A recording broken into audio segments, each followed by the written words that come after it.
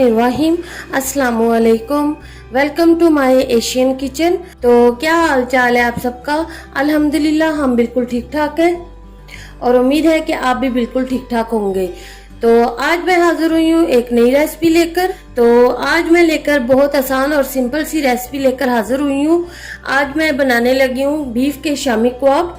तो चलें जी शामी कबाब बनाना स्टार्ट करते हैं। तो शामी कबाब बनाने के लिए जो मुझे चीजें चाहिए, सबसे पहले मुझे बीफ का कीमा चाहिए और इसमें मैंने फैट भी मिक्स करवाया है। ये 1 किलो कीमा है। आधा किलो चने की दाल है जिसे मैंने 1 से 1.5 घंटे पहले भिगो के रख दिया पानी में। 2 मीडियम साइज के आलू थे जिन्हें मैंने यूं छील के इन टुकड़ों में काट लिया है। 2 बड़े प्याज थे जिन्हें मैंने यूं मोटा मोटा काट लिया। 5 हरी मिर्चें हैं जो मैंने यूं ली हैं। 1 इंच का अदरक का टुकड़ा था जिसको मैंने यूं काट लिया। 10 से 15 मैंने यूं साबुत लाल मिर्च ली है। लहसुन लिया यूं साबुत है, हमारा देसी लहसुन है इसलिए ये तकरीबन 2 टेबलस्पून होगा। 1 टीस्पून सिया जीरा और गरम मसाले कुछ यूं होंगे।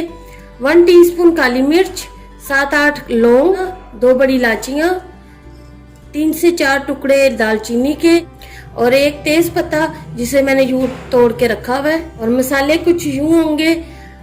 1 टीस्पून नमक या हस्बे जरूरत, 1 टीस्पून धनिया पाउडर, हाफ टीस्पून हल्दी पाउडर, 1 टीस्पून कुटी हुई लाल मिर्च, 1 टेबलस्पून कसूरी मेथी। तो चलिए इसको बनाना स्टार्ट करते हैं।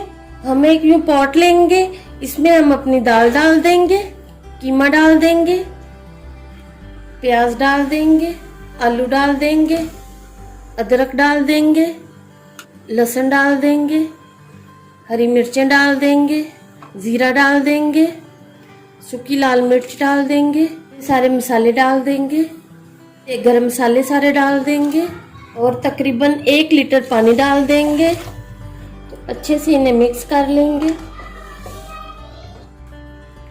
फुल आंच पर हम इसे बनाएंगे उस टाइम तक जिस टाइम तक इसे उबाला आ जाए। उसके बाद हम इसे मीडियम आंच पे कर देंगे और तकरीबन 1 घंटे के लिए इसे मीडियम आंच पर पकाएंगे या उस टाइम तक जिस टाइम तक इसमें पानी खुश्क हो जाए। तो चलें जी, फिर पानी खुश्क होता है तो फिर मैं आपसे मिलती हूँ। तो तकरीबन 1.5 घंटा गुजर चुका है। मीडियम आंच पर हमने इसको रखा हुआ था। तो अब ढक्कन उठा के चेक करते हैं क्या सूरत हाल है। माशाल्लाह देखिए मुकम्मल इसमें से पानी खुश्क हो चुका है। तो अब इसको हम तकरीबन तेज आंच कर 1 से 2 मिनट के लिए मजीद भूनेंगे कि इसमें जो पानी है वो ड्राई हो जाए। और ये तेज पत्ता जो है ये हम निकाल लेंगे दूसरों पीस। तो चलें जी, ये हो गया इसका पानी खुश्क बिल्कुल। ये देखें दाल बिल्कुल गली भी चाहिए थी। तो ये देखें बिल्कुल गल चुकी है हमारी दाल भी। चूल्हा हमने बंद कर दिया है। थोड़ा सा नॉर्मल ठंडा करेंगे तो फिर इसको हम ग्राइंड कर लेंगे। ऐसा ठंडा करके फिर आपसे मिलते हैं। तो अब हमने ठंडा कर लिया है तो अब इसको हम इस तरह चॉपर में डालेंगे। अब इसको हम चॉप करेंगे।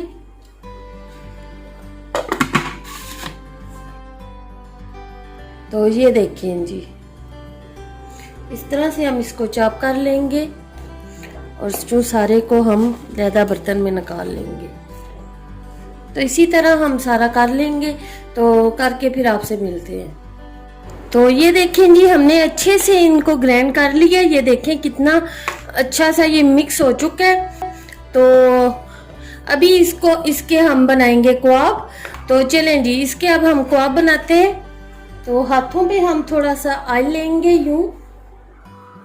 और ये देखें जी, हमने यूं लेना है। एक गोल सा बनाना है पहले हाथों में, फिर हमने हाथ से प्रेस करना है। शामी कबाब अमूमन बड़े बड़े होते हैं। ये देखें जी, सेम इसी तरह हम सारे बना लेंगे और लेंगे।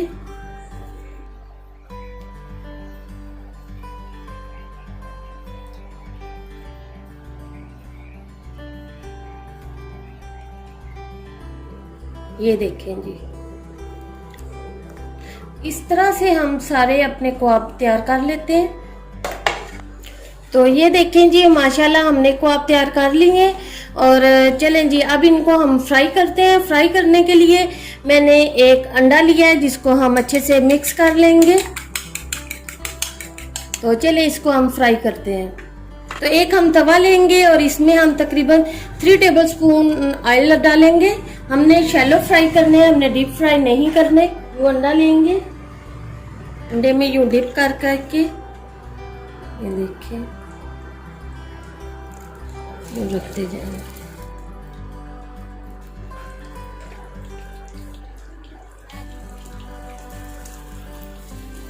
تو اب ان کی ہم سائڈ چینج کریں گے.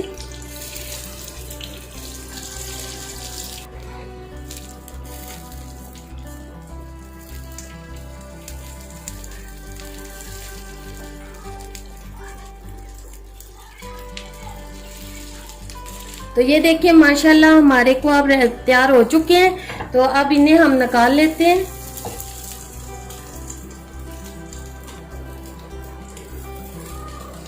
تو یہ دیکھیں جی ہم نے یہ نکال لی ہیں. تو چلیں جی انہیں اب ڈش آؤٹ کرتے ہیں. تو ماشاءاللہ ہم نے اپنے شامی کواب تیار کر لیے ہیں. تو آپ کے سامنے میں آپ کو ایک توڑ کے دکھاؤں گی. دیکھیں یہ قیمے میں بھی کتنے ریشے ہیں.